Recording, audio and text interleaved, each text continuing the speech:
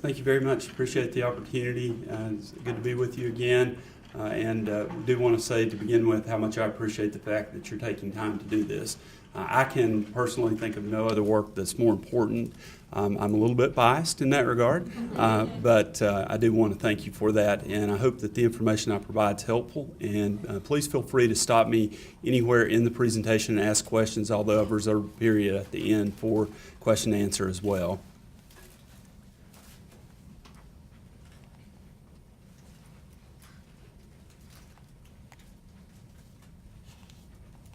Not advancing. Can you advance for me?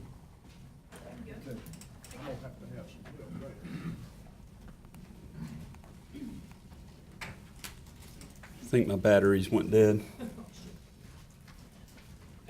Yeah. So first wanted to give you an update on data. One of the things that I know from having worked in this field for quite some time is that individual anecdotal information is very important, but more important for running a system, you have to have an understanding of what the data tells you.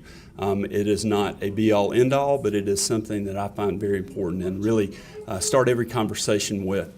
The beginning of the system, of course, is our intake, and this is a chart that represents the intake wait times. You can see from our last meeting that the intake wait times have remained very low.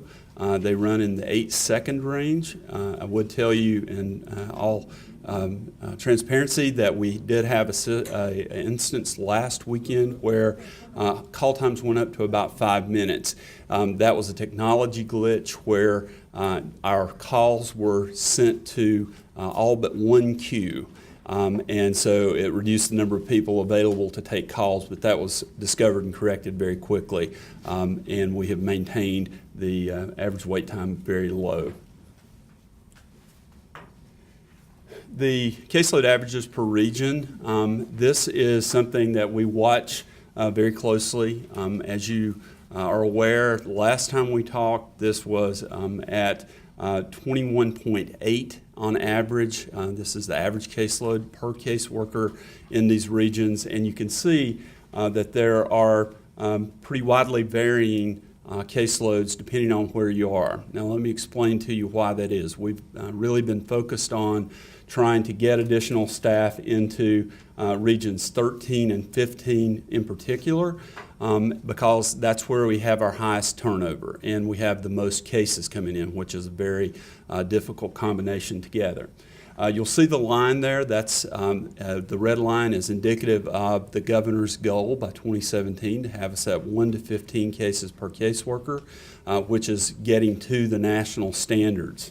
The other thing that I'm sure everyone here knows is that Georgia is primarily a rural state. And so when you're doing social work and handling cases, there are specific challenges that are related to working in urban settings, specific challenges that are related to working in rural settings. In the urban settings, it's oftentimes traffic. As I worked with the social worker in Gwinnett County early on, one Saturday, we dealt with traffic all day long, and we were limited in the number of contacts that we could make with families because of that. And that was with me sitting over there navigating on my iPhone because she had a flip phone and did not have capability to get navigation guidance. And so I was able to help her, but it still limited what we could do.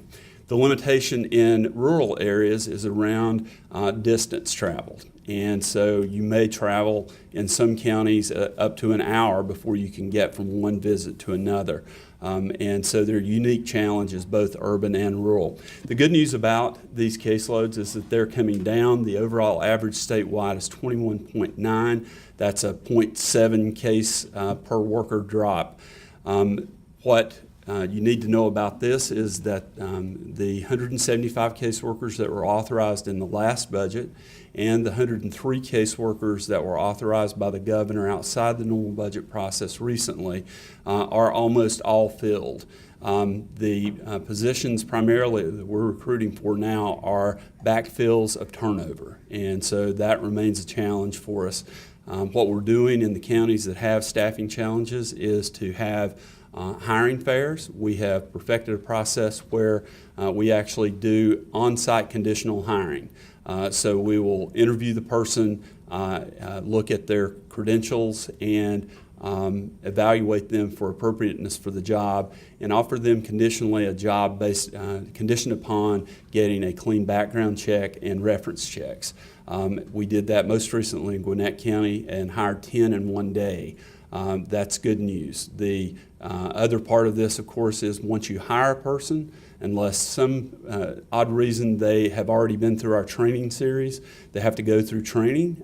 The entire process to get somebody up and running and fully functional as a caseworker typically runs about a year. So it is positive that we got folks coming in, but know that there's a lag time when you're looking at getting people up and functioning. Sure. A question about that, or at least could you speak to your insights and sort of the importance of understanding not just caseload numbers, but the mix of cases for any one worker? And do you have any perspective on that, perspective of numbers? Honestly, we have been so focused on safety issues that I've not drilled down on this, but I can tell you my personal experience with the mix of type of cases. So the national literature, if you look at it, tells you that investigations caseloads need to be smaller than the family support caseloads, or family preservation, and then the family preservation caseloads, about 12, need to be smaller than the foster care caseloads, which can be about 17. So you can see that the governor's goal of 1 to 15 is actually an average of those. The other thing that you need to know about each case is that they all vary. So if a family has one child, that is one level of difficulty. Every additional child in that family is an additional level of difficulty because you have to repeat interviews, you have to repeat getting of records and collateral contacts that are specific to that child. So that is a constant, should be a constant focus of the supervisor and the administrators, trying to assure that each individual worker has an appropriate mix and balance those caseloads as that goes on. This is a report on the impact of CPS intake. As you will recall, in October of 2013, we moved to a 24/7 call center that expanded the capability to receive reports in many different ways, not the least of which is after hours, weekends, and holidays. You can see the trend line, the diagonal straight line that runs from August of 2013 through August of 2014. The 2013 data is also delineated by the dotted green line, and then a yellow line, on the bottom, and the dotted green line on top is the 2014 comparative data. What you'll see there is that we took in excess of 2,700 more reports in August of 14 than we did in August of 13, and that's a 39% increase. So part of what we're dealing with here is a issue of volume in addition to a shortage of staff, which is a increasingly complex and difficult problem. This is an issue also that I've been focused on since day one. The first piece of data that I asked for was overdue investigations, because every day an investigation is overdue, there's increased risk to a child or potential for risk. We have been looking at this on a regular basis, and actually there are efforts that are going on prior to my arriving. We did institute mandatory paid overtime for staff. At that point in time, I think went into effect on July 24th, and you can see that there's a pretty marked drop there. It's actually June 24th. Since that time, we've seen a 61% reduction in overdue cases. We're still having problems in two of our regions in particular, and that's Region 15, which encompasses Gwinnett and Cobb counties. That's our biggest area of difficulty. Followed by Region 13, which is Clayton County, Rockdale County, and Henry County.